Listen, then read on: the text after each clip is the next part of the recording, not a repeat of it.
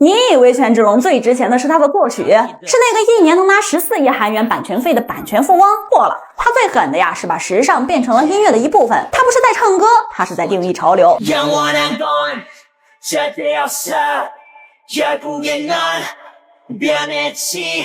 이유도 없어 진심이 없어 사랑 같은 소리 따윈 집어쳐 오늘 밤은 비작하게 当别的爱豆还在规规矩矩穿打歌服时，他已经把高定女装穿上了舞台。但你以为这位时尚暴君是天生 C 位吗？不，他是从 K-pop 公敌的位置一路杀到了时尚界宠儿的宝座的。而他打响的第一枪啊，就是一场载入史册的舞台开炮。时间拉回到2013年的妈妈颁奖礼，在那个所有爱豆都必须谦卑感恩念标准稿的年代，权志龙当着全亚洲的面干了一件大逆不道的事儿，他临时改词，公然开炮。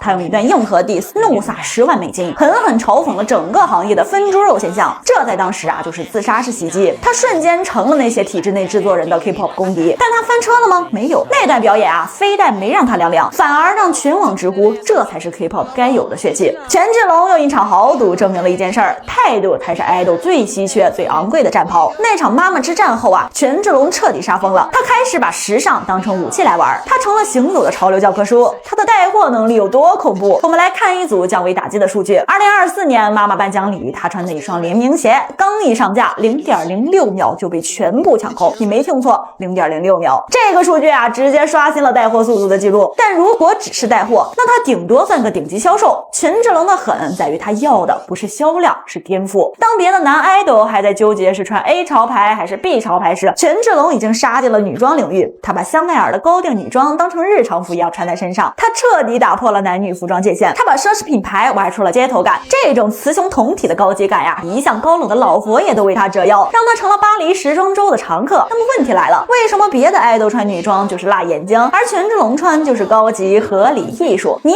以为只是因为他长得帅名气大？错了，这才是他能从 K-pop 公敌飞升到时尚界宠儿的核心机密。 표현하는 방법을 어렸을 적부터 제가 만든 노래를 제가 표현하는 방법을 택했기 때문에 다른 지금 활동하는 가수분들보다는 표현을 하기에 서툴 거예요.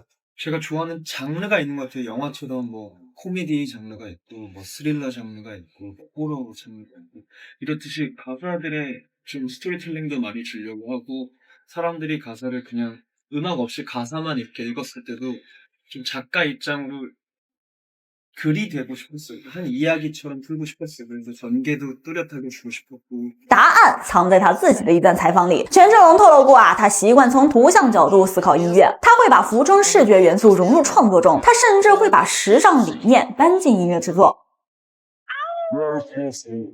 Yes sir one of a kind 재주만한 곰보단 요你看懂了吗？对别的idol来说啊，音乐是音乐，造型是造型。对权志龙来说，这两样东西是一件事儿。当他写 One of a Kind 时，他脑子里的服装元素就是暗黑风和街头涂鸦，所以你看到的 MV 就是那个视觉效果。再看2025年他新专辑 Worbament 的 MV 预告，那满脸的雀斑、锐利的眼神，那用发条转动声模拟心跳的音效，乐评人感叹啊，他是在把痛苦转化为艺术。那个造型就是痛苦的视觉翻译，甚至他的演唱会。작지만 내 목소린 얼리고 나인 적지만 네 바닥에 썰리고 한번 돌았던 화리에 Baby baby GDGD baby baby You want fame Playing the super love game You should take your girl's phone Fake on a frame 他把舞台设计成圆形竞技场，用冷光与色彩对比营造未来感。网友惊呼这不是演唱会，这是艺术展。现在你明白了吗？权志龙卖的从来不是一件衣服，也不是一首歌，他卖的是一个完整的艺术品。音乐是这个艺术品的听觉，而时尚是这个艺术品的视觉，两者缺一不可。他用音乐给了时尚一个灵魂，又用时尚给了音乐一个躯体，这才是他能统治全场的核武器。他教会了我们，时尚不是跟风，而是表达。当你能用造型讲出音乐里的故事时，你就赢了。就像《纽约时报》说的那样，模仿美国流行音乐 K-pop 时代将会过去，全世界都会向 G-Dragon 学习。而权志龙自己说的更狠，我不是在写歌，我是在创造历史。